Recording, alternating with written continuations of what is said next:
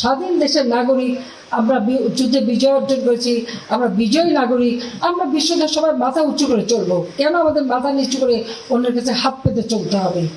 যে কারণে আমি আহ্বান করছি সকলকে যে 1 ইঞ্চি জমি অনাবাদি থাকবে না। যখন কিছু বলি নিজেটা আগে করতে হবে।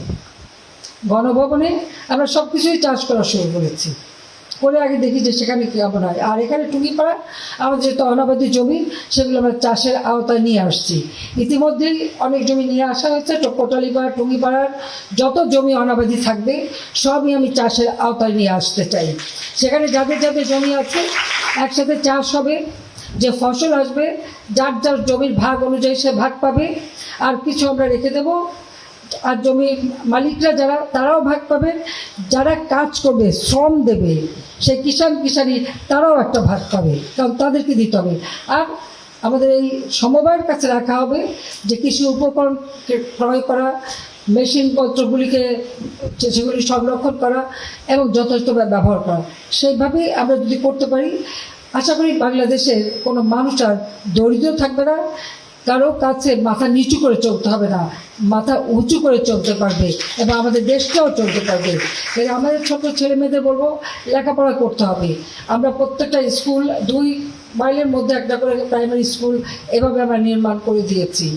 প্রত্যেকটা স্কুল যেখানে ছেলে মেয়ে সবাই থাকুক তার জন্য ওয়াশ ব্লক, আগে ছিল না, মেয়েদের জন্য কোনো সুযোগ, আমরা সেই ব্যবস্থাটা করে দিয়েছি। আমাদের শিক্ষকদের ট্রেনিং দিচ্ছি।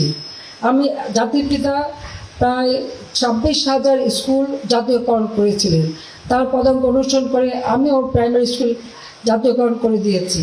শিক্ষকদের আমরা বেতন বাড়িয়ে দিয়েছি, তাদের সুযোগ সুবিধা বাড়িয়ে দিয়েছি।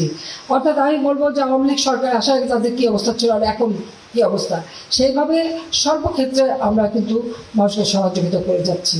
কাজে আজকে আমরা অন্তত এই আমাদের দাঁড়িয়াপুর আমার বাড়ি আমার খামার, এই যে সমবায় সমিতি, এই সমিতি যে আবার কার্যকর হচ্ছে, এটাই একটা আশার কথা।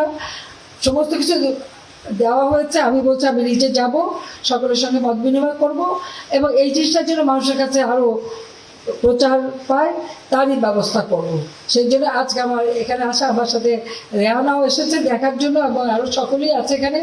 আমাদের এমপি সাহেবরাও এসছেন, আমাদের শুধু না, আমাদের পাড়া প্রতিবেশী এমপি সাহেব যারা তারাও আসছে, ওদের প্রতিবেশী এমপিরাও তো আছে, লাল আছে, জুয়েল আছে, সব তো খুলনা বাগেরহাট, তারাও এসছেন।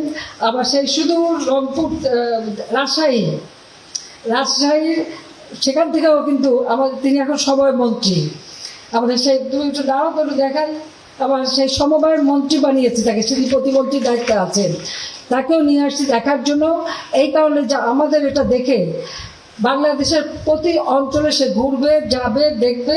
কারণ এর আগেও যিনি ছিলেন স্বপন ভট্টাচার্য, তাকেও আমি দুর্গম এলাকায় পাঠিয়েছি।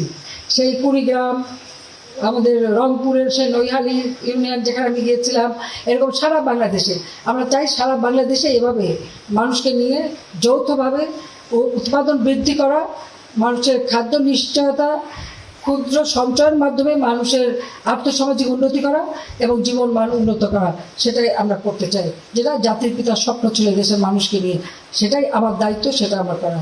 টুঙ্গিপাড়া কোটালীপাড়াবাসীর কাছে আমি এই জন্য কৃতজ্ঞ যে আসলে আমার এলাকা নিয়ে আমার খুব বেশি চিন্তা করতে হয় না, সবাই মিলেই কাজ করে দেয়। আর আমি সারা বাংলাদেশটাকে দেখি। আমার তো একটা সিট, সকলের একটা করে সিট থাকে, আমার 300 সিট। আমি প্রত্যেকের উন্নয়নের জন্য আমাকে কাজ করতে হয় দিন রাত। তারপর টুঙ্গিপাড়া আসলে একটু অন্যরকম ভালো লাগে, এখানে থাকতে ইচ্ছে করে।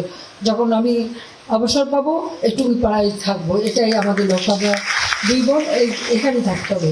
আর আমি কৃতজ্ঞতা জানাই টুঙ্গিপাড়াবাসীকে, কোটালীপাড়াবাসীকে, যে আমার দায়িত্ব তো সবাই আপনারা নিয়েছেন, আমার তো কোনো কষ্ট করতে হয় না, আপনারাই দেখেন। কাজে এটাও আমার জন্য একটা বিরাট শক্তি।